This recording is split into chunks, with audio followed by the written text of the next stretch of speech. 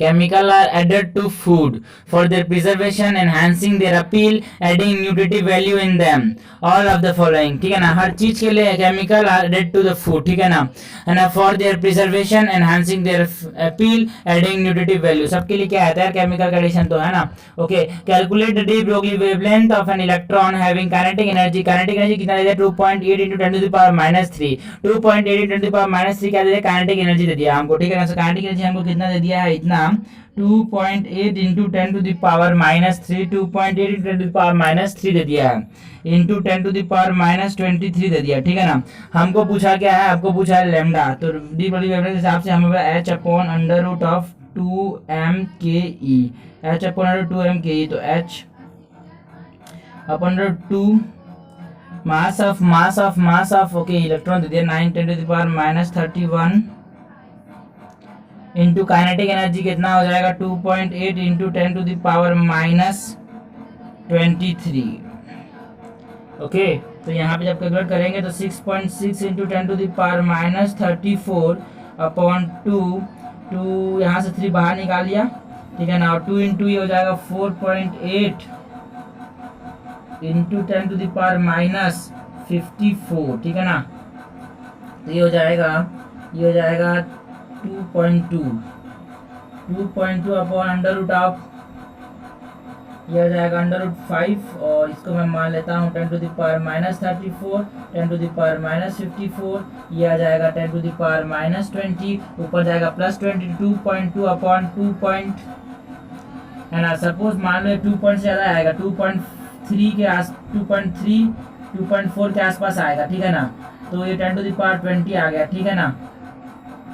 तो यहाँ पे 220 लिख देता हूँ इसको, और सॉरी 22 लिख देता हूँ, 22 upon 2.3 into 10 to the power 19. तो ये कितना आ जाएगा, ये लाइक 2.3, तो ये 10 से ज़्यादा ही आएगा, 10 से कम आएगा, तो 9 के आसपास आएगा. और 9 इंटू 10 to the power ये 20 -20 ऊपर जाके, अरे यार बहुत बड़ी गलती कर दी यार, यहाँ पे अंडर रूट है ना, तो अंडर रूट लेना पड़ेगा ना यार. तो यहाँ पे कितना हो जाएगा, ये हो जाएगा 10 to the power minus 28, 10 to the power sorry minus 26 हो जाता है ना, सॉरी 27, यस 27 हो जाएगा. 34 27 कितना बचेगा ऊपर 10 to the power माइनस, इधर 3 और उधर कितना बचा, इधर 3 और इधर 4, 3 और 4 7, है ना. 10 to the power minus 7 बचा, तो यहाँ पे 10 to the power minus 7, यहाँ पे 10 to the मैंने 0 लगा दिया, 10 to the power minus 8 हो जाएगा, 10 to the power minus 8. Okay, है ना. Why H2S is more acidic than H2O? OH bond is stronger than SH bond, OH bond is weaker than SH bond, O is more electronegative than S, ठीक है ना. यहाँ पे OH bond जो stronger है, क्योंकि यहाँ पे सर हमारे पास ओपन, यहाँ पे क्या है कि हमारे पास सिग्मा दोनों में है ना, लेकिन यहाँ पे हमारे पास किसकी वैल्यू कम है, यहाँ पे शेल का नंबर कम है, शेल कम है, तो यहाँ पे अच्छे से ओवरलैपिंग होगी. अगर शेल बड़े होंगे तो ओवरलैपिंग ठीक से नहीं होगी, ठीक है ना. तो यहाँ पे अच्छे से ओवरलैपिंग हो जाएगी, यहाँ पे नहीं होगी. ये हो गया OH वाला, ये हो गया SH वाला. तो ये बॉन्ड टूटना आसान होगा, जो बॉन्ड आसान टूटेगा वो आसानी से H+ रहेगा, और ज़्यादा एसिडिक हो जाएगा. H2S is more acidic than H2O. Bond depend on the number of electron in the bonding and anti-bonding molecular orbital. Which of the following statement about the bond order is correct? इनमें से bond order के लिए कौन सा सही है, ये पूछा गया हमसे. Can have negative value, अरे भाई कैसे होगा नेगेटिव यार, नहीं हो सकता, ठीक है ना. Has always an integer value का या 2.5 हो सकता है ना, बिल्कुल हो सकता है. Can assume any positive or integer or fractional value including 0, yes. ये सही है. Which compound is produced when fluorine react with water? जब फ्लोरीन रिएक्ट करता है, देखो एक दो केस होते हैं, जब 2 मॉलिक्यूल फ्लोरीन 2 मॉलिक्यूल वाटर के साथ जब रिएक्ट करता है तो 4 मॉलिक्यूल HF बनाता है प्लस O2, ठीक है ना. ये पहला केस हो गया. तो हमारे पास दूसरा केस होता है जब हमारे पास ज्यादा पानी हो जाए, तो 2 मॉलिक्यूल ऑफ HF जो होता है ना, 3 मॉलिक्यूल ऑफ H2O से जब रिएक्ट करेगा ना, तो ये 6 मॉलिक्यूल HF बनाएगा, और ये होता है 2 मॉलिक्यूल होता है O3 का, ठीक है ना. तो यहाँ पे O3 भी बन रहा है, O2 भी बन रहा है, HF भी बन रहा है, ठीक है. यहाँ पे O3 O2 HF. Product form in the following reaction, product form in the following reaction, इस रिएक्शन में कौन सा प्रोडक्ट बनेगा जरा बताइए। तो हम बताते हैं, आप रुको, तो हम बता रहे हैं, 1 मिनट रुक जाइए साहब। हमने बोला ये CH2 आ गया, ये CH2 आ गया और यहाँ पे चला CHOH हो गया, बिल्कुल OH हो गया। आपने बोला CH3 यहाँ पे आ गया। ओके ओके, तो H2SO4 के साथ मतलब H2SO4 जो होता है यहाँ पे कुछ नहीं बोलता, हमको कंसंट्रेट H2SO4 लेना है। यहाँ पे दो डिफरेंस होता है, डाइल्यूट H2SO4 होता है, कंसंट्रेट H2SO4। डायरेक्ट H2SO4 होता है, ये हमारे पास हाइड्रेटिंग एजेंट होता है, ये हाइड्रेशन करता है, पानी डाल देता है। लेकिन जो डाइल्यूट जो कंसंट्रेट होता है वो पानी निकाल देता है, ये डिहाइड्रेटिंग एजेंट होता है। तो यहाँ पे हमको अल्कोहल दिख रहा है यार, तो सिंपल सी बात है, डिहाइड्रेशन कैसे करेंगे, है ना। एडिशन कहाँ पे होगा, डबल बॉन्ड होता है, यहाँ पे डबल बॉन्ड है ही नहीं, तो एडिशन कैसे होगा। तो यहाँ पे एलिमिनेशन हो जाएगा। तो यहाँ पे डिहाइड्रेशन की बात कर रहा है, ये डिहाइड्रेशन की बात कर रहा है यहाँ पे, ठीक है। डिहाइड्रेशन की बात कर रहा है, डिहाइड्रेशन कर लेते हैं बिल्कुल। जब डिहाइड्रेशन करेंगे देखो हमारे पास सेल्सियस रूल लगेगा यहाँ पे। सेल्सियस मतलब हमारे पास मोल स्टेबल वाला कौन सा बनेगा, जो मोल स्टेबल होगा ना वही क्या बनेगा, मेजर प्रोडक्ट। ये वाला हमारे पास बनेगा, ऐसा कैसा ऐसा बनेगा यार, मेजर प्रोडक्ट बोला है ना यार, मेजर बनेंगे तो दोनों। अगर बोथ 1 and 2 आता ना, जैसे हमारे पास देखो ये हो गया ब्यूट 2 इन है ना, यहाँ पे ब्यूट 1 इन भी बनेगा, लेकिन प्रीडोमिनेंट कौन करेगा, मेजर कौन बनेगा, पहला वाला, ठीक है ना। सेल्सियस प्रोडक्ट सेल्सियस रूल्स के हिसाब से चलेगा यहाँ पे, ठीक है ना। सेल्सियस रूल का मतलब है जब मेजर प्रोडक्ट, यार रूल हटाओ ना यार, नाम से क्या रखा है। तो हमने पास जब मेजर बनेगा, ये भाई मेजर बनेगा, बिल्कुल मेजर बनेगा यार ये, ठीक है ना। व्हाट इज द, देखो ये इंपॉर्टेंट यार, ये इंपॉर्टेंट, अच्छा क्वेश्चन, अच्छा क्वेश्चन, अच्छा कॉन्सेप्ट है। What is the 2/3 life of first order reaction having के बराबर दिस। देखो हमारे पास अगर लिखा है 1/2, इसका मतलब तो सब समझ जाएंगे यार, इसमें तो आधा है ना। इसका मतलब होता है आधा खत्म हो गया, आधा क्या हो गया, खत्म हो गया, आधा खत्म हो गया, ठीक है ना, आधा खत्म हो गया। हमको बोला कि देखो 3/4 टाइम निकालना है, 3/4 टाइम निकालना है। तो हमारे पास 3/4 खत्म हो गया, खत्म हो गया। हमको निकालना है 1/3 टाइम, तो हमको बोला 1/3 खत्म होने के बाद टाइम निकालो। 1/3 कितने टाइम में खत्म हो जाएगा, इसका टाइम निकालो। 1/2 खत्म होने के लिए टाइम निकालो, के लिए टाइम निकालो, के लिए टाइम निकालो, ठीक है ना। हमको पूछा है क्वेश्चन ने, बताओ बे What is the 2/3 life of the first order reaction? 2/3 है ना, 2/3 बोले तो क्या समझोगे आप, 2/3 खत्म हो गया, 2/3 खत्म हो गया, खत्म हो गया, खत्म हो गया, खत्म हो गया, हो गया, बधाई हो। हमने बोला 2/3 खत्म हो गया, ठीक है ना, जिसका टाइम निकालना है। तो हमको पता है फर्स्ट ऑर्डर रिएक्शन के लिए KT बराबर 2.3 log A0 initial upon AT। अगर हमने बोला कि देखो सर 2.3 खत्म हो गया, तो बचा कितना, A/3 के जितना, ये हो गया A/3 बच गया अपने पास। जब इसको कैंसिल करेंगे तो ये T आएगा, मैंने कि इधर ले गया, तो 2.3 log 3 होता है यार 0.448, तो उसको 0.5 मान लिया। हमने बोला K की वैल्यू कितनी है, 5.48 की जितनी, 5.5 मान लिया। ओके 10⁻⁻14 आ गया, तो ये कितना आ जाएगा यार, हमने बोला आधा आ जाएगा, आधा के मतलब हो जाएगा 1.15। ओके तो 1.15 और ये 5.5 लगभग 1/5 आएगा, मतलब 0.2 × 10⁻⁻14, मतलब 2 × 10⁻⁻15। अरे अरे अरे सर ये ऊपर जाएगा यार, ये ऊपर जाएगा यार, मैं बार यही गलती कर रहा हूँ। ये वाला जो ऊपर जाएगा और ऊपर जाएगा तो +14 हो जाएगा, और जो होगा ना जीरो कटेगा, इससे जीरो कटेगा ना, यहाँ पे जो पॉइंट है इसको हटाऊंगा, तो यहाँ पे आंसर आएगा 2 × 10⁻13। दो बार ये गलती हो गई यार, दो बार ये गलती हो गई, तो यहाँ पे 2 × 10⁻13 सेकंड आएगा, 2 × 10⁻30 सेकंड आएगा, ठीक है ना। Okay which of the following statement is incorrect? C2HBr react with alcoholic KOH। देखो अगर हमारे पास अल्कोहलिक KOH है तो क्या हो जाएगा, एलिमिनेशन हो जाएगा। और हमारे पास अगर एक्वस KOH है, एक्वास, इसका खेल ऐसा होता है सर, ये यहाँ पे एक्वस KOH हो गया, तो यहाँ पे हो जाएगा सब्स्टिट्यूशन। क्या हो जाएगा, सब्स्टिट्यूशन। देखो खेल ऐसा है कि alcoholic KOH is a strong base, alcoholic KOH जो है ना स्ट्रॉन्ग बेस है, ये हाइड्रोजन को आधा खींच लेता है ना, इलेक्ट्रॉन को एब्स्ट्रैक्ट कर, सॉरी प्रोटॉन को एब्स्ट्रैक्ट कर लेता है ये, है ना, उसके पास ज्यादा नहीं, तो खींच के बाहर निकाल लेता है। बाहर है, ताकतवर आदमी है यार, ताकतवर आदमी है ना, इसको दादागिरी चलती है यहाँ पे। जो एक्वस KOH है ना, वो कमजोर एसिड, कमजोर बेस है, उसको जाके H+ लेता है, वो जाना पड़ता है, उसको बुलाना पड़ता है, फिर आता है, ठीक है ना। लेकिन यहाँ पे अल्कोहलिक KOH तुरंत खींच लेता है, यहाँ पे इसको जाके लेता है, ठीक है, सब्स्टिट्यूशन शो करता है ये, और ये एलिमिनेशन शो करता है। तो हमको क्या पूछा यहाँ पे, C2H5Br react with alcoholic KOH to form C2H4। सही बात है यार, यही बनाएगा, ठीक है ना। C2H react with metallic sodium to give ethane. अरे यार कैसे कैसे कैसे, नहीं सर ये तो बुर्ज रिएक्शन है, बुर्ज नहीं उर्ज रिएक्शन है। यहाँ पे हमारे पास मैंने बोला Na के साथ जब ये रिएक्ट करेगा ड्राई ईथर होता है, नहीं बोला कि हाँ भाई समझ लेना हमको, ये उर्ज रिएक्शन हमारे पास ब्यूटेन बनेगा यार, ब्यूटेन बनेगा। अरे यार बना दिया, ब्यूटेन बनेगा हमारे पास है ना, तो ब्यूटेन बन जाएगा। यहाँ पे इथेन बोल रहा है, नहीं बनेगा, इथेन नहीं बनेगा, ब्यूटेन बनेगा। तो इस रिएक्शन पढ़ लेते हैं। C2H5Br when reacted with sodium ethoxide है ना, ये हमारे पास विलियमसन ईथर सिंथेसिस है। C2H5Br जो होगा जब इसको रिएक्ट करेंगे सोडियम इथॉक्साइड के साथ, ये सोडियम इथॉक्साइड हो गया C2H5O-। ओके यहाँ पे वो माइनस लिख देता हूँ यार, चलो कोई टेंशन नहीं है ना। तो ये हो गया अपने पास, सही है ना। तो हमने बोला यहाँ पे क्या हो जाएगा यार, इथर सिंथेसिस हो जाएगा। यहाँ पे ये C2H2O that is dimethyl ether, sorry dimethyl ether बन जाएगा। और हमने बोला ये क्या है, C2H5Br with AgCN form ethyl cyanide. क्या बनाएगा, इथाइल साइनाइड बनाएगा। क्या बनाएगा, ethyl cyanide, sorry ethyl isocyanide बनाएगा। बिल्कुल देखो यहाँ पे दो रिएक्शन होती है, यहाँ पे दो रिएक्शन होती है ना।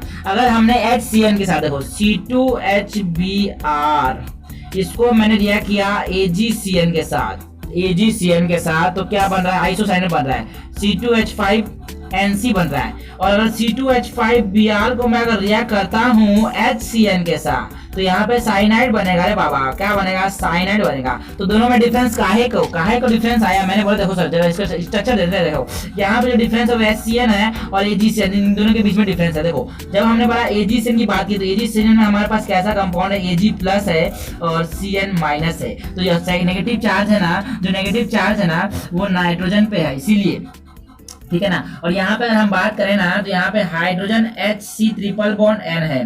तो जो बॉन्ड जब टूटता है ना, तो C पे नेगेटिव आता है, जो C पे नेगेटिव आता है C अटैक करता है इस पे।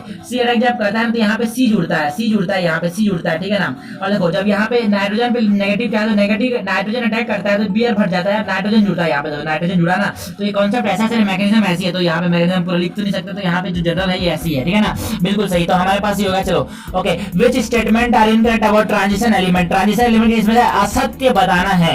There variable oxidation valency, sorry there variable valency सच्ची बात है। They radially form complex compound, सच्ची बात है। देयर आयन्स आर कलरलेस, अरे भाई इनके आयन कलरफुल होते तो गलती है इस क्वेश्चन में, सॉरी क्वेश्चन में नहीं है, ऑप्शन में गलती हो रही तो हमारे सत्य आंसर हो जाएगा, ठीक है ना। तो क्या बोल रहे हैं यार, there ion contain partial field d orbital, बिल्कुल सही बात है। चलो next, the amount of bromine required to convert 2 gram of phenol into 246 tribromophenol, ठीक है। तो हमारे को कितना ब्रोमीन चाहिए कि हम फिनॉल को 2 ग्राम फिनॉल को इसमें कन्वर्ट करें, ठीक है। तो रिएक्शन भी इंपॉर्टेंट, रिएक्शन में बात कर लेंगे। हमने बोला फिनॉल जब हमारे पास रिएक्ट करता है ना, फिनॉल जब ब्रोमीन के साथ, तो इसकी बैलेंस इक्वेशन होती है ऐसी, कैसी ऐसी होती है सर। देखो चलो इसको हम लोग ऐसे लिखते हैं सर। हमने बोला PHOH जो होगा जब वो 3Br2 के साथ रिएक्ट करेगा तो PHOH Br3 + 3HBr बनाएगा, ठीक है ना, 3HBr, ठीक है ना। तो देखो ये इंपॉर्टेंट है, यहाँ पे जो कंपाउंड बनता नहीं है, कलर वाला कंपाउंड होता है, कोई बात नहीं है ना। हमने बोला ठीक है, तो हमारे को अभी वो उस पे नहीं आना, ठीक है ना। तो हमारे पास देखो ये जो फिनॉल होगा, हमारे पास इस फिनॉल का मॉलिक्यूलर वेट कितना होता है, हमारे पास बेंजीन का होता है 78 और फिनॉल में ऑक्सीजन जोड़ दो एक, हमारे पास 16, तो ये जाएगा 94। इसका मॉलिक्यूलर वेट होता है 94, 2 मोल दिया इसका, चलो 2 ग्राम दिया इसका, तो इसका मोल कितना हो जाएगा 2/94, ठीक है ना। तो इसका 1 मोल हो गया, सो इतना मोल है इसके, ठीक है ना। इसके 1 मोल से इसका 3 मोल चाहिए होता है, तो इसके 2/94 के लिए कितने चाहिए होगा, 2/94 × 3 चाहिए होगा। इतना मोल किसका है, ब्रोमीन का, है ना।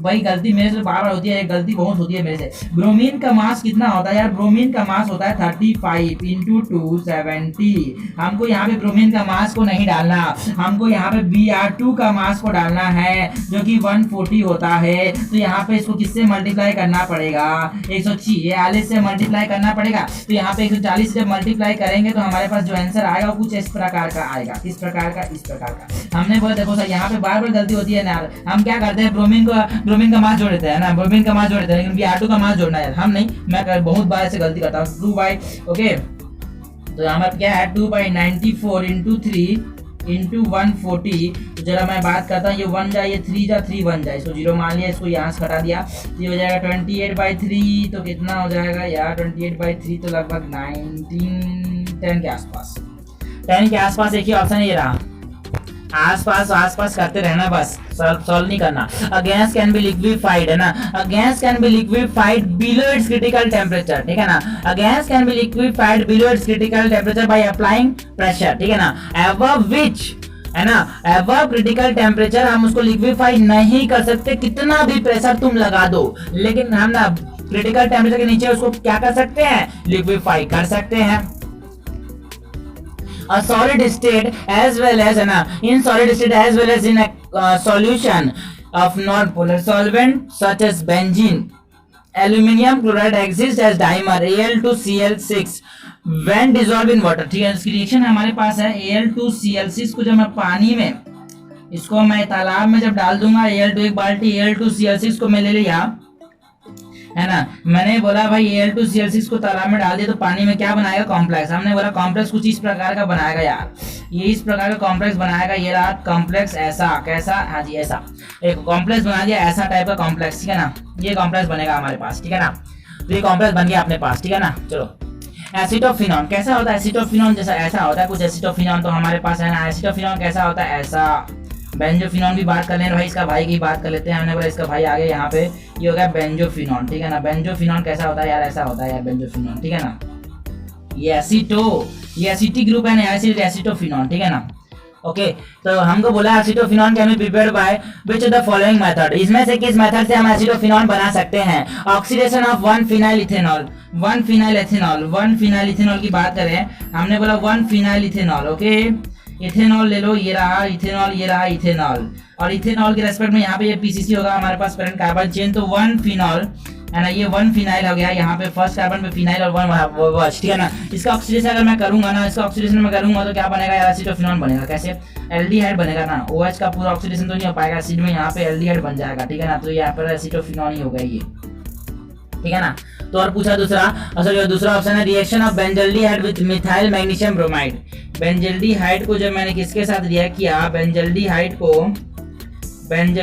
को जब मैंने मिथाइल मैग्नीशियम ब्रोमाइड के साथ रिएक्ट किया, CH3 - MgBr।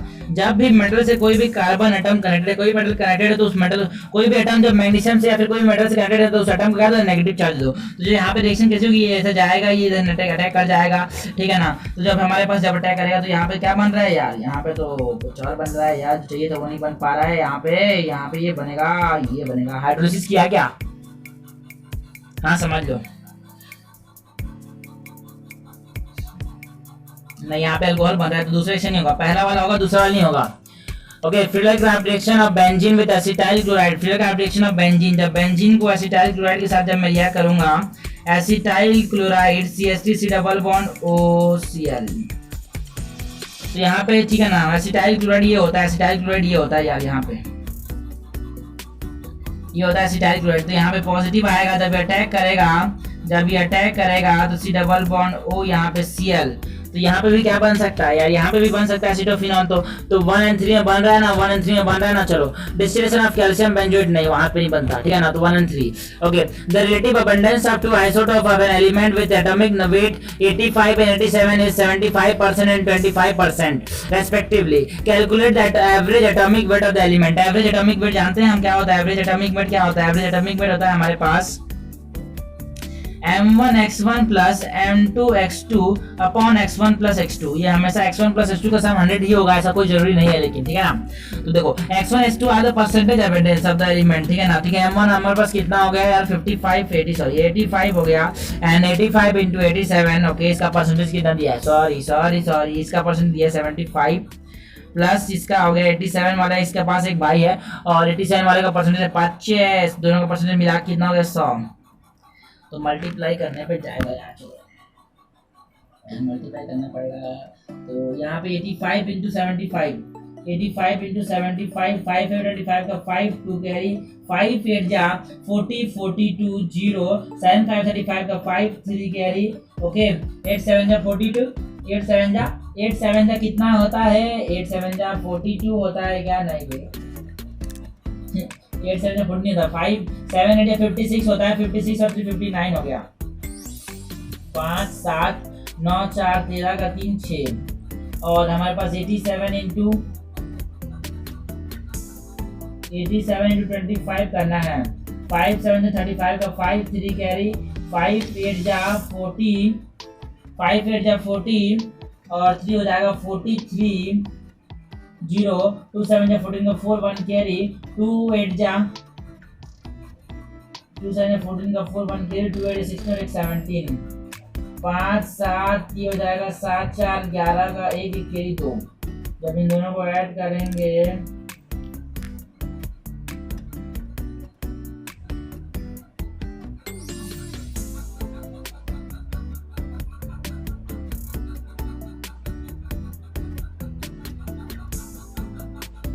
4 ये हो जाएगा 5, 85.5 by 100, 8.55, 85.5, okay. Which given compound can be reduced with zinc and aluminium hydroxide to give corresponding hydrocarbon? इनमें से किसको जिंक के साथ रिड्यूस कर सकते हैं कि हमको हाइड्रोकार्बन मिल जाए?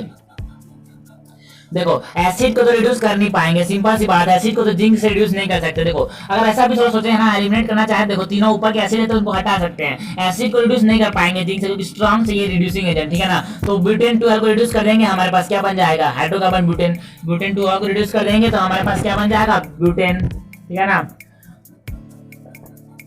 which given pair of metal can be dissolved in NaOH? को देखो NaOH एक बेस है, NaOH एक बेस है, बेस के साथ डिसॉल्व कौन होगा? एसिड होगा या फिर एम्फोटेरिक होगा। तो एम्फोटेरिक खोजो।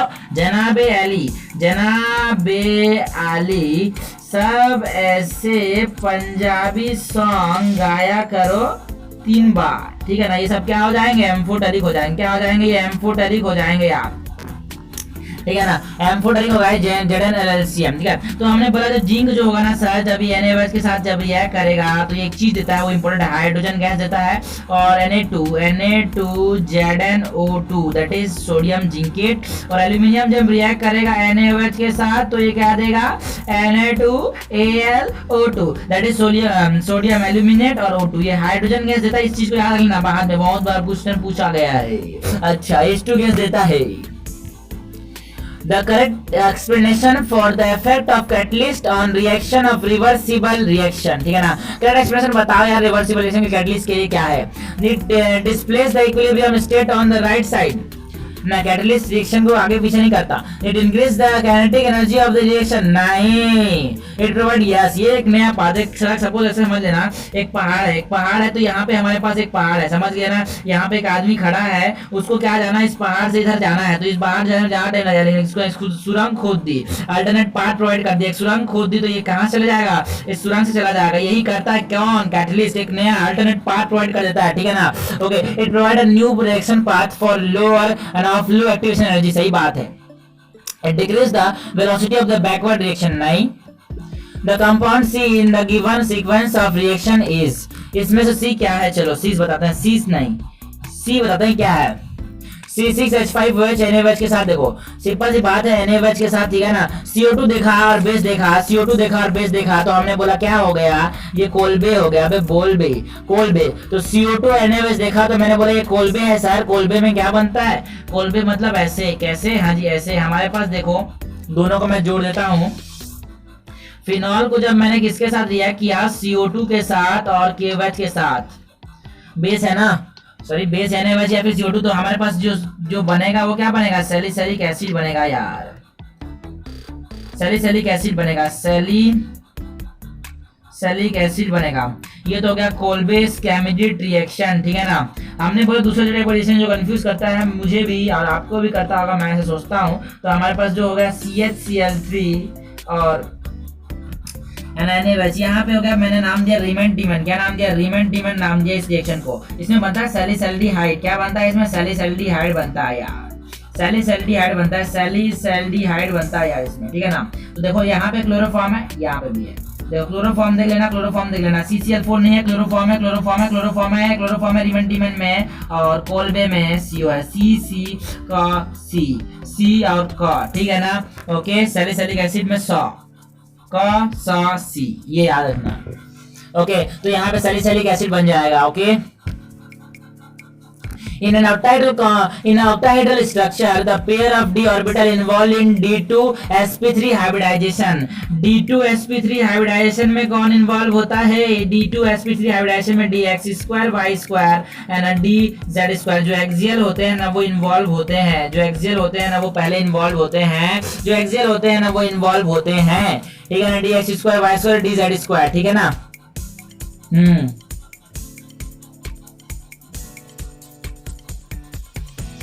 ऑक्टाहेड्रल कॉम्प्लेक्स में इनकी एनर्जी क्या होती है? कम होती है।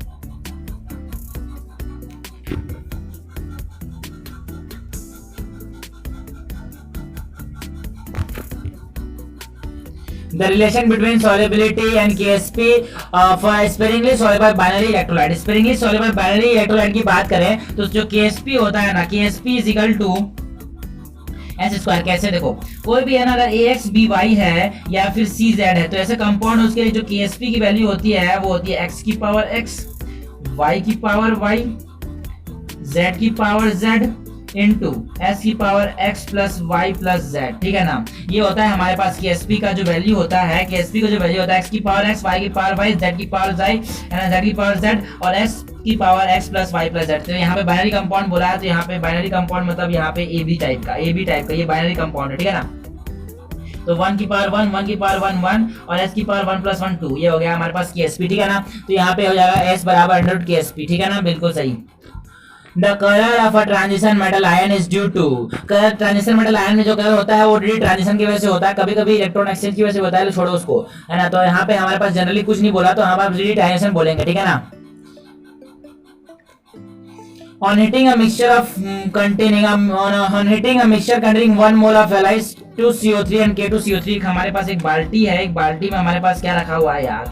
बाल्टी बोलता है कोई बाल्टी बोलता है, कोई बीकर बोलता है, तो हम बाल्टी बोलेंगे यार। तो L2 है ना, Li2CO3 जो होगा उसको भी थोड़ा इस पे हमारे पास ये भी है और एक मोल और क्या है, और हमारे पास K2CO3। तो हमारे पास हमने बोला सर जो KRB NaKRbCS by carbonate carbonate sulphide जो होते हैं वो हमारे पास थर्मली बहुत ही अच्छे होते हैं, थर्मल स्टेबिलिटी इनकी बहुत ज्यादा होती है, do not decompose on heating. तो Li2CO3 डिकम्पोज हो जाएगा, ये डिकम्पोज नहीं होगा, मतलब एक मोल CO2 हमको मिलेगा, एक मोल CO2 हमको मिलेगा, एक मोल CO2 हमको मिलेगा।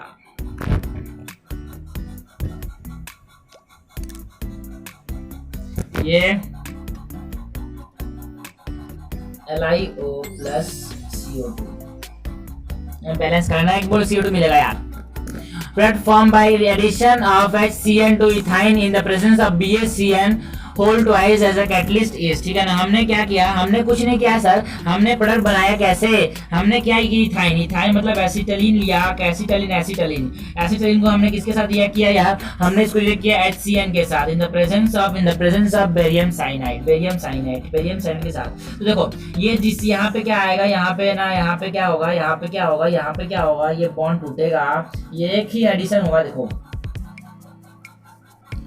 यहाँ पे ये हो जाएगा ऐसे, तो यहाँ पे H प्लस जाएगा, है ना। यहाँ पे देखो सिंपल सी बात है यार, यहाँ पर बस हाइड्रोजन आएगा, हाइड्रोजन निकाल दो, चलो हाइड्रोजन निकाल, साइनाइड आ जाएगा, ठीक है ना। तो ये क्या बन गया? विनाइल साइनाइड बन गया, विनाइल साइनाइड। तो कोई बोलेगा देखो सिंपल सी बात है, यहाँ पे इलेक्ट्रोफिलिक एडिशन रिएक्शन होता है यार, कोई बात नहीं, उसको मैकेनिज्म हम जानते हैं। इलेक्ट्रोफाइल एडिशन पहले होगा, इलेक्ट्रोफाइल H प्लस है ना, Cn H प्लस और Cn माइनस, ठीक है ना, कोई बात नहीं, चलो बात कर लेते हैं, ठीक है ना। तो हमें H प्लस एडिशन हो जाएगा, ठीक है ना, इलेक्ट्रोफाइल पढ़ा था, इलेक्ट्रोफिलिक एडिशन रिएक्शन हो जाएगा, ठीक है ना। तो विनाइल साइनाइड बनेगा यार, विनाइल साइनाइड बनेगा, विनाइल साइनाइड। तो आप कोई बोलेगा देखो एक बार और एडिशन कर दो ना सर, एक बार और एडिशन कर दो, यहाँ पे डबल बॉन्ड होगा, बीच में डबल बॉन्ड होगा, एक बॉन्ड भाग जाएगा, यहाँ से डबल बॉन्ड आ जाएगा, ठीक है ना। तो एक बार और एडिशन कर दो यार। देखो बात ऐसी है कि यहाँ पे रेजोनेंस में है यार, डबल बॉन्ड के साथ रेजोनेंस में स्टेबलाइज है, तो स्टेबलाइज तो अनस्टेबल होना चाहेगा, नहीं चाहेगा, तो विनाइल साइनाइड बनेगा। एक बार और एडिशन होके डाइविनाइल साइनाइड नहीं बनेगा, सॉरी डाइविनाइल साइनाइड नहीं बोल रहा हूँ, 1 डाई साइनोइथेन नहीं बनेगा। For valence electron of rubidium, the correct set of 4 quantum number are valence cell, okay, rubidium के लिए, valence cell rubidium के लिए for valence electron of rubidium हो गया 37। तो ये हो गया हमारे पास, है ना, इसकी n की वैल्यू 5 है, 5 पीरियड बिलोंग करता है, n की वैल्यू कितनी है 5, n की वैल्यू कितनी है 5 है, क्योंकि 5th पीरियड को बिलोंग करता है, ठीक है ना। और देखो ये s ब्लॉक का एलिमेंट है, ये s ब्लॉक का एलिमेंट, तो s ब्लॉक में हमारे पास s के लिए जो l की वैल्यू होती है 0, L N L M Newton's law of motion, ठीक है ना। तो ये जीरो हो गया, ये जीरो हो गया, इसके प्लस माइनस हाफ हो सकता है, कोई भी हो सकता है, प्लस माइनस हाफ में कोई सा भी हो सकता है, देखो कोई सा भी जीरो जीरो होना चाहिए, 500 प्लस हाफ, ठीक है ना। Okay, the correct IUPAC name, the correct IUPAC name of this इसका correct IUPAC name बताओ भाई। अभी बताता हूँ सर, रुक जाओ सर, 1 मिनट। ये रहा CH हो गया, CH2 हो गया, CH2 हो गया, 2 बार CH2 ले लिया, क्या यार कोई बात नहीं, तो कोई बात नहीं, हमने बोला ये CH हो गए। तो हमारे पास ये PC प्रिंसिपल है ना, प्रिंसिपल फंक्शनल ग्रुप है, तो यहाँ पे पहले नंबर होगा इसका 1 2 3 4 5, तो 4 hydroxy pentanoic acid, 4 hydroxy pentanoic acid, okay. The pair of the orbital involved in octahedral structure having D2sp3 hybridization is, फिर वही क्वेश्चन यार, कोई बात नहीं, हो जाएगा। हमारे पास जो d ऑर्बिटल जो होते हैं dz2 dx2 जो कि एक्सियल होते हैं, ठीक है ना। which is the following is an example of condensation polymer among the following। Condensation polymer, देखो कंडेंसेशन पॉलीमर में पानी निकलेगी, ठीक है ना। तो पीवीसी में निकलते डेक्रोन, यस इसमें निकलता है, टेफ्लॉन में निकलता है क्योंकि चेन ग्रोथ पॉलीमर है, पॉलीस्टाइरीन में चेन ग्रोथ पॉलीमर में पानी नहीं निकलता, ठीक है। डेक्रोन, जो डेक्रोन के बारे में कुछ डिस्क्रिप्शन बताओ सर, बताता हूं उनको। ये डेक्रोन हो गया, डेक्रोन में हम बात करेंगे, डेक्रोन की बात करेंगे, डेक्रोन में हमारे पास क्या होता है यार, इसको हम लोग यहाँ से टेरिलीन बोल देते हैं, क्या बोलते हैं, टेरिलीन बोल देते हैं, ठीक है ना। टेरिलीन जो होता है, देखो टेरिलीन नाम इसलिए मिला जो बनता है दो चीजों से, उसका नाम है हमारे पास टरथैलिक एसिड। टरथैलिक एसिड मतलब ये ऐसा, टरथैलिक एसिड, ये होता है टरथैलिक एसिड, ये होता है टरथैलिक एसिड और इथाइलिन ग्लाइकॉल। टरथैलिक एसिड और इथाइलिन ग्लाइकॉल के कंडेंसेशन पॉलीमर, एसिड अल्कोहल देखा पानी निकलेगा। टरथैलिक एसिड है ना, यहाँ पे क्या बोलता है उसको, टरथैलिक एसिड और इथाइलिन ग्लाइकॉल या फिर इथाइल ग्लाइकॉल, इथाइल ग्लाइकॉल क्या बोलो, ग्लाइकॉल बोलो, ठीक है ना। दोनों को क्या बोलेगा, दोनों के पीछे पानी निकलेगा यार, पानी निकलता है, बनता है कितने मॉलिक्यूल, ठीक है ना।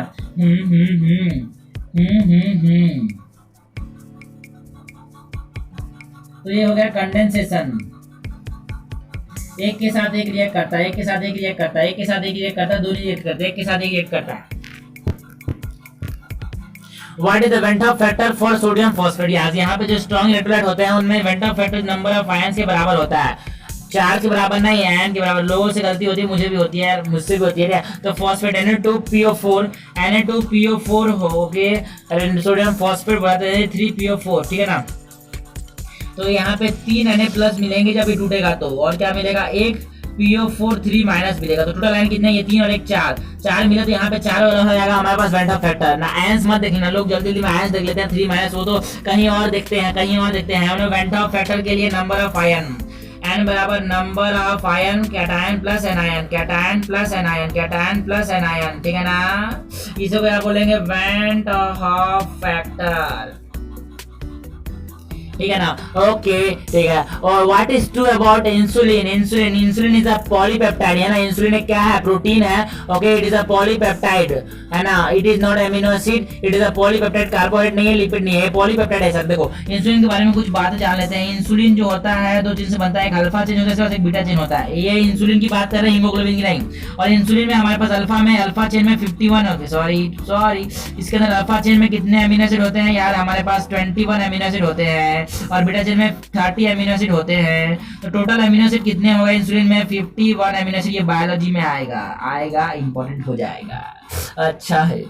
Characteristic of crystalline solid are, ठीक है ना। तो कहानी सुनते हैं, हमने बोला कहानी सुनते हैं। एक था मिस्टर एनाइसो, एक आदमी थे मिस्टर एनाइसो, ठीक है ना। उनको मैंने बोला कहाँ जा रहे हो, तो वो बोले कि मैं लॉन्ग ड्राइव पे जा रहा हूँ। कहाँ जा रहे हैं, वो लॉन्ग ड्राइव पे जा रहे हैं, ठीक है ना। रोज जाते हो क्या, यस आई एम रेगुलर। उन्होंने बोला यस आई एम रेगुलर, वो रेगुलर है, ठीक है ना, रोज जाते हैं। कहाँ जाते हो, अरे ऐसे रास्ते में जाते हैं जहाँ 60 टन होते हैं। कहाँ जाते हैं, ऐसे रास्ते में जाते हैं जहाँ 60 टन होते हैं, ठीक है ना। तो इसका बोला आपका नाम बताइए जरा, आपने सरनेम बता रहे हो, अपना नाम बता रहे हो। क्रिस्टलाइन कंपाउंड नाम है मेरा नाम क्रिस्टलाइन है, मेरा नाम क्या है, क्रिस्टलाइन है, मेरा नाम क्रिस्टलाइन है, ठीक है ना। तो जो क्रिस्टलाइन कंपाउंड होते हैं वो एनिसोट्रोपिक होते हैं, वो लॉन्ग रेंज ऑर्डर शो करते हैं, वो रेगुलर स्ट्रक्चर होता है उनका, वो शार्प मेल्टिंग पॉइंट शो करते हैं, ठीक है ना।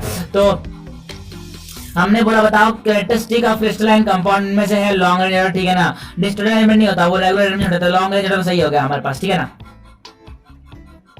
Okay, which cell convert electrical energy to chemical energy. तो दो के सेल होते हैं, दोनों में कंफ्यूजन होती है कि नहीं, बिल्कुल होती है। केमिकल सॉरी एक होता है इलेक्ट्रोलिटिक सेल एक होता है इलेक्ट्रोकेमिकल सेल, एक इलेक्ट्रोकैलिटिक सेल हो गया और एक इलेक्ट्रोकेमिकल सेल हो गया। देखो पीछे से पढ़ना है हमको, लाइसिस करेंगे इलेक्ट्रिसिटी की मदद से, केमिकल एनर्जी से क्या बनाएंगे, इलेक्ट्रिसिटी पढ़ाएंगे, ठीक है। इलेक्ट्रोलिटिक में क्या बनाएंगे, इलेक्ट्रिसिटी में हमें पीछे से पढ़ना है, लाइसिस करेंगे इलेक्ट्रिसिटी की प्रेजेंस में, ठीक है ना। और इलेक्ट्रोकेमिकल में क्या करेंगे, केमिकल एनर्जी से इलेक्ट्रिसिटी बनाएंगे। तो और केमिकल एनर्जी को हम किस में कन्वर्ट कर रहे हैं, इलेक्ट्रिकल एनर्जी में, इलेक्ट्रिकल एनर्जी में कन्वर्ट कर रहे हैं तो नाम क्या देंगे, इलेक्ट्रोकेमिकल सेल। जैसे कि एग्जांपल हो गया गैल्वेनिक सेल, तो गैल्वेनिक सेल में हम क्या करते हैं, हमारे पास जो केमिकल एनर्जी है उसको इलेक्ट्रिकल एनर्जी कन्वर्ट कर रहे हैं, ठीक है ना। इलेक्ट्रोलिसिस, लाइसिस करेंगे इलेक्ट्रिसिटी की वजह से, मतलब फैराडे लॉ ऑफ इलेक्ट्रोलिसिस चलेगा, यहाँ पे फैराडे लॉ लगेगा, फैराडे लॉ, ठीक है ना। मतलब इलेक्ट्रिसिटी देंगे तो अब लाइसिस होगा, ठीक है ना। तो which cell convert the electrical energy to chemical energy, मतलब लाइसिस हो रहा है, मतलब केमिकल एनर्जी कन्वर्ट हो रहा है इलेक्ट्रिकल एनर्जी, तो है ना। तो हमारे पास जो इलेक्ट्रोकेमिकल सेल की इलेक्ट्रोलिटिक सेल, जो इलेक्ट्रोलिटिक सेल है ना, तो लाइसिस होगा इलेक्ट्रिसिटी की प्रेजेंस में, लाइसिस होगा इलेक्ट्रिसिटी की प्रेजेंस में, इलेक्ट्रोलिटिक सेल कहलाएगा। ओके सेलॉल, सेलॉल जो होता है वो होता है एंटीसेप्टिक, सबको पता है सेलॉल एंटीसेप्टिक, लेकिन ये नहीं पता इसको बोलते हैं, ये कंपाउंड जो होता है जैसे कि एस्प्रिन होता है ना, एस्प्रिन जो होता है ना वो होता है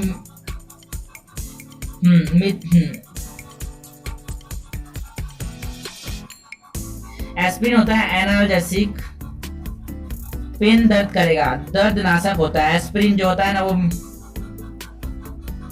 एसिटाइल सैलिसिलेट, ठीक है ना, एसिटाइल सैलिसिलेट होता है ये, एसिटाइल सैलिसिलेट, एसिटाइल सैलिसिलेट, ठीक है। और जो सेलॉल होता है, सेलॉल जो कि एक एंटीसेप्टिक है, ठीक है ना।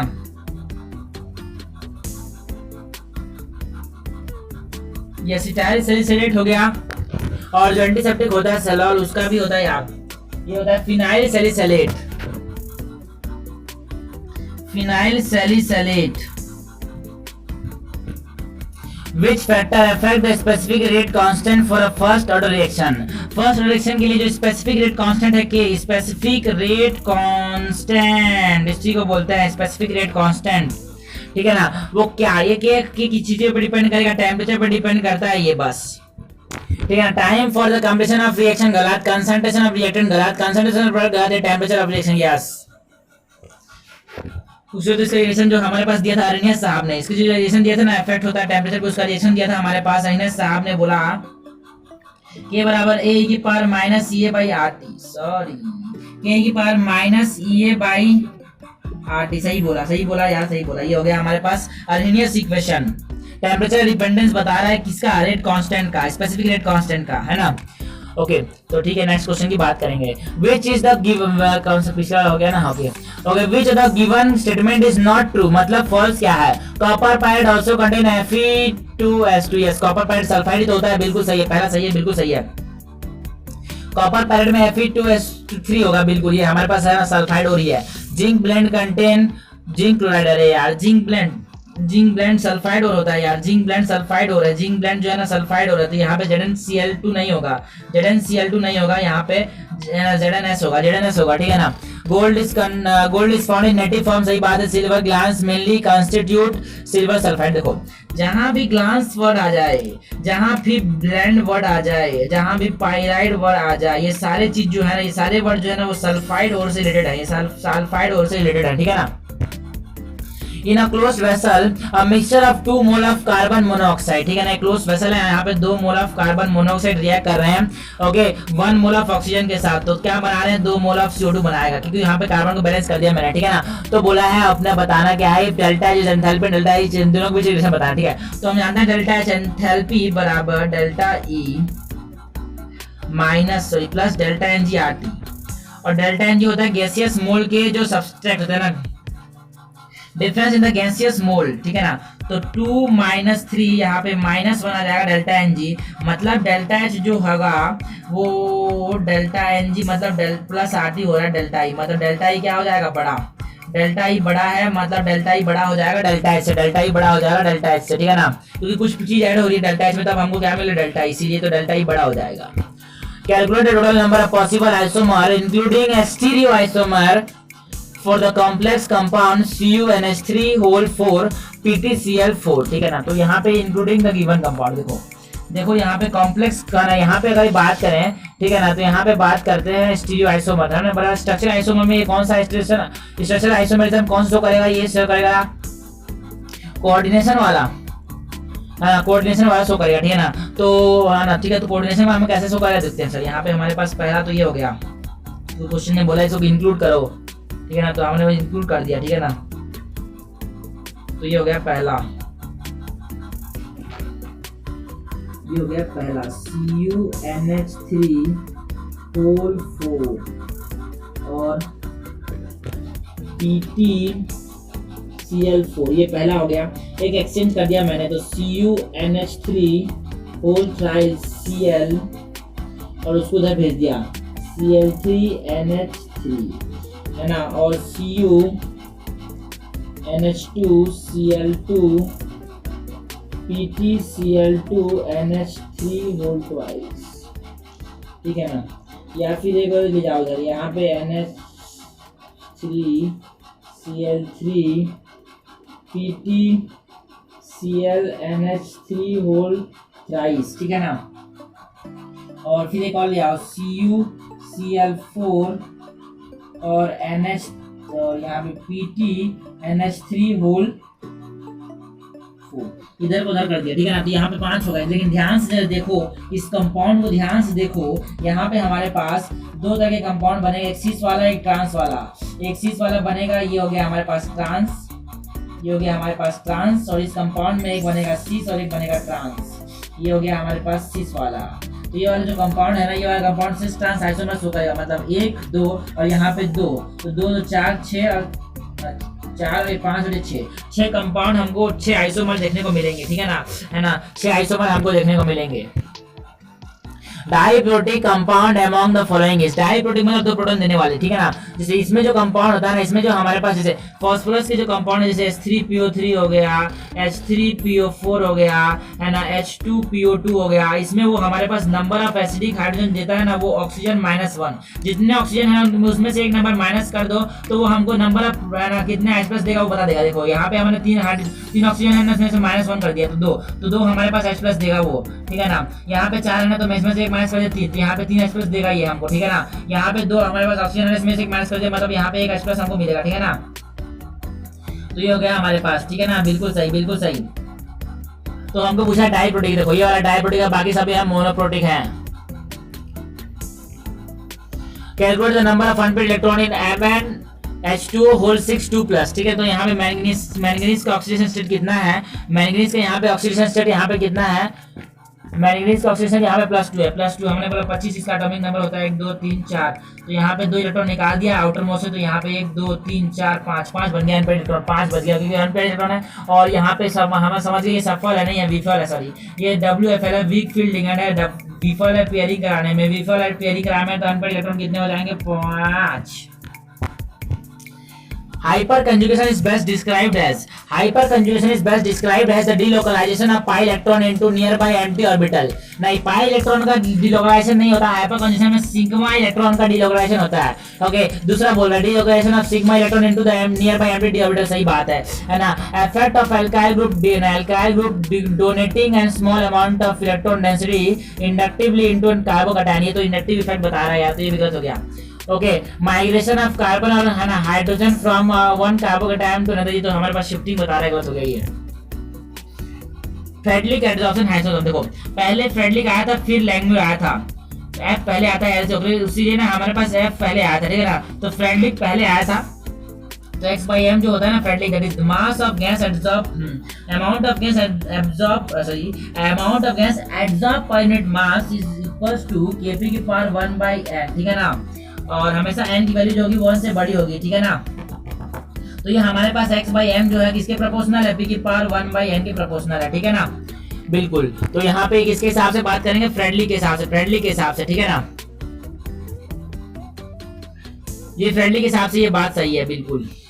Which behavior of bromine is explain in the following reaction. देखो सर ब्रोमीन का क्या हो रहा है, यहाँ पे H2O था और Br2 था, वो किस में कन्वर्ट हो गया HOBr में, और किस में कन्वर्ट हो गया HBr में। तो यहाँ पे ऑक्सीडेशन 0 है, यहाँ पे +1 है, यहाँ पे -1 है। उसी एलिमेंट का ऑक्सीडेशन हो रहा है, उसी एलिमेंट का रिडक्शन हो रहा है। तो ये उसी एलिमेंट का ऑक्सीडेशन बोथ ऑक्सीडाइज और रिड्यूस, ठीक है ना। तो क्या बोलेंगे, सिंपल सी बात है कि एक डिस्प्रपोर्शनेशन रिएक्शन है, ठीक है ना।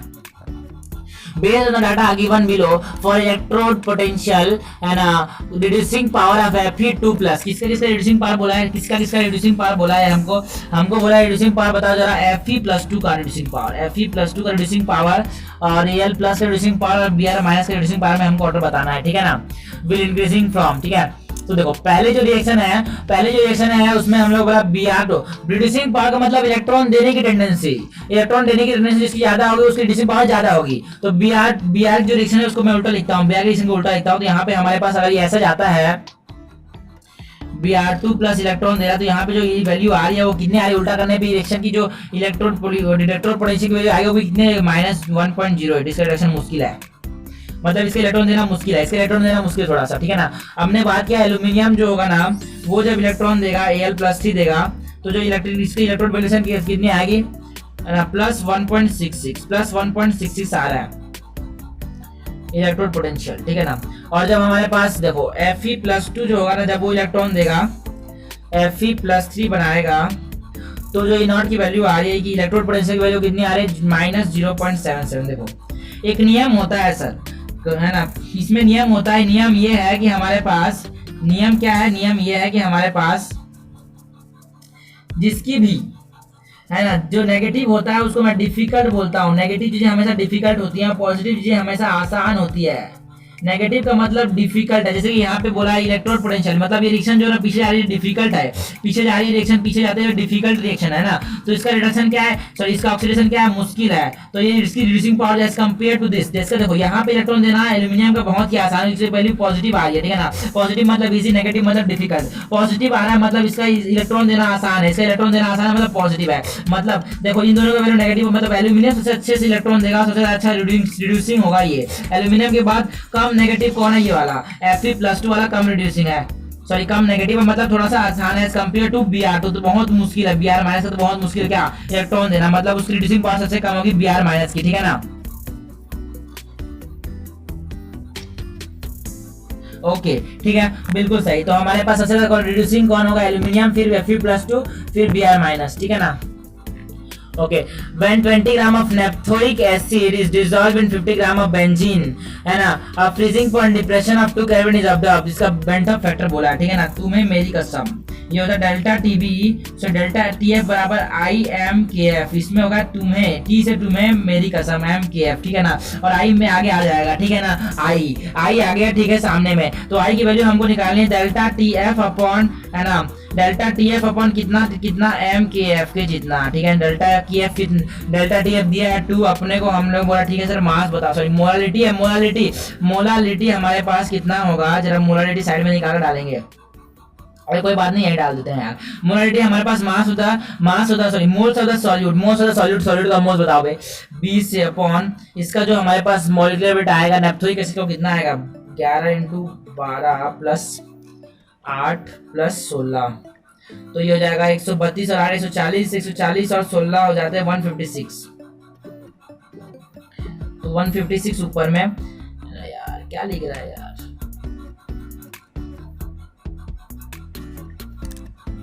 156 और यहाँ पे हमारे पास मोल्स हो गए, मोल्स अपॉन मास, ये हो जाएगा 50 अपॉन मास किसमें केजी में, ठीक है ना, इनटू डेल्टा टीएफ, नीचे में केएफ लिखेंगे 1.56, ठीक है ना, डेल्टा के ऐसे केएफ, तो यहाँ पे ऊपर में 100 जाएगा, ये हमारे पास ये कैंसिल हो जाएंगे दोनों, ये 100 से ये 0 और ये 0 से ये 0, ये 5 जाए, ये हो जाएगा 1 जाए, ये हो जाएगा 4 जाए, ये 1/2 आ जाएगा, आई की वैल्यू 1/2 आ रही है, आई की वैल्यू 1/2 आ रही है 0.5। Okay, a liquid is stirred with a pedal to increase its temperature in a closed insulated container. Which of the following is true in this process? ठीक है ना, इसमें से कौन सा सही है? Okay, a liquid is stirred with a paddle to increase its temperature in a close insulated container. अगर कंटेनर क्लोज है मतलब बाहर से कोई हीट आ ही नहीं सकता। इंसुलेटेड बोल दिया ना, क्या बोल दिया? इंसुलेटेड। थर्मस होता है ना इंसुलेटेड, उसमें क्या होता है? हीट नहीं आ सकता, heat exchange zero. Delta Q zero है, डेल्टा क्यू बराबर D you plus delta W. अगर डेल्टा क्यू जीरो है तो डी यू बराबर डेल्टा डब्ल्यू हो जाएगा माइनस डेल्टा डब्ल्यू। तो क्यू जीरो यहाँ पे है और डेल्टा ई और डेल्टा डब्ल्यू बराबर हो जाएंगे और नॉट इक्वल टू जीरो। सही बात है, क्योंकि जो सिस्टम की जो इंटरनल एनर्जी है उसका इस्तेमाल करेगा, क्या करेगा? वर्क करेगा। ठीक है ना। The relation between the given pair is, ठीक है, इन दोनों के बीच रिलेशन बताना है हमको। ठीक है ना, बिल्कुल रहता है। रुको, तो हमको दे दिया है ओके वेस्ट डेस्क प्रोजेक्शन दिया हमने को, वेस्ट डेस्क प्रोजेक्शन दिया ना यार। तो ये हमारे पास वेस्ट डेस्क प्रोजेक्शन हो गया, बिल्कुल। तो ये हो गया अपने पास हाइड्रोजन, ये हो जाएगा C2H5, ये हो गया हमारे पास CH3। चलो है ना, चेन CIP लगाते हैं। पहला प्रायोरिटी हमारे पास Br को, दूसरा प्रायोरिटी इसको, तीसरा प्रायोरिटी इसको, चौथा प्रायोरिटी इसको। जो लोएस्ट प्रायोरिटी वाला है वो डैश पे होना चाहिए, डैश पे हो जाना चाहिए। कौन सा वाला? लोएस्ट प्रायोरिटी वाला। लोएस्ट प्रायोरिटी वाला कहाँ पे होना चाहिए? डैश पे हमारा होना चाहिए और हो भी रहा है। तो 1 2 3 जाना है। अगर 1 2 3 क्या है? क्लॉकवाइज तो हमारे पास आर साइड है ना, क्लॉकवाइज तो हमारे पास आर है ना, आर कॉन्फिगरेशन। क्लॉकवाइज याद रखना, कार मतलब क्लॉकवाइज तो आर, ठीक है ना, और एंटी क्लॉकवाइज तो एस, ठीक है ना। तो याद रखें कार क्लॉकवाइज तो आर, यहाँ पे क्लॉकवाइज एंटी क्लॉकवाइज, यहाँ पे एंटी क्लॉकवाइज तो एस हो गया। ठीक है ना। अब जो दूसरा कंपाउंड है उसकी बात करेंगे। जो दूसरा कंपाउंड हमको गिवन है उसकी बात कर लेते हैं। हमारे पास कैसा है जी? ऐसा है जी, हमारे पास Br है ना, यहाँ पे H है ना, यहाँ पे हमारे पास ये हो गया ऐसे और ये हो गया C2H5। तो यहाँ पे जब हम नाम देंगे यहाँ पे CH3 आ गया। ओके, देखो यहाँ पे जो लोएस्ट प्रायोरिटी वाला है वो हमारे पास, देखो ये 1 हो गया, ये 2 हो गया, ये 3 हो गया, ये हो गया 4। जो लोएस्ट प्रायोरिटी वाला है वो डैश पे नहीं, तो हमको एक्सचेंज करना पड़ेगा। दो एक्सचेंज करोगे, एक एक्सचेंज मत करना, 2 एक्सचेंज करना पड़ेगा, 2 एक्सचेंज कर लेना पड़ेगा। ठीक है ना। अगर मैंने क्या किया है, इसको एक्सचेंज किया, देखना जरा, हमने एक्सचेंज किया, इसको एक्सचेंज कर दिया। हमको कुछ भी करना है जो लोएस्ट प्रायोरिटी वाले को ना 2 एक्सचेंज करके डैश में लाना है, लोएस्ट प्रायोरिटी वाले को 2 एक्सचेंज करके डैश में लाना है। तो मैंने इसको यहाँ भेज दिया, इसको यहाँ भेज दिया है ना, इसको यहाँ भेज दिया, इसको यहाँ भेज दिया। मतलब समझो मैंने क्या किया, ये CH3 इधर भेज दिया और जब मैंने यहाँ पे Br को यहाँ भेज दिया और डैश में क्या लिया है? हाइड्रोजन यहाँ पे लिया है C2H5। ठीक है ना। मतलब यहाँ पे Br को CH3 जगह में ले आया और मैंने H को C2H5 जगह में ले आया। ठीक है। तो अब हमारे पास जब नेमिंग करेंगे तो 1 2 3 4, अब ये हो रहा है क्लॉकवाइज। तो क्लॉकवाइज तो आर, पहले वाला एस था, एक आर है, एक ऐसे दोनों क्या आएगा? NCO हमारी पेयर हो गए।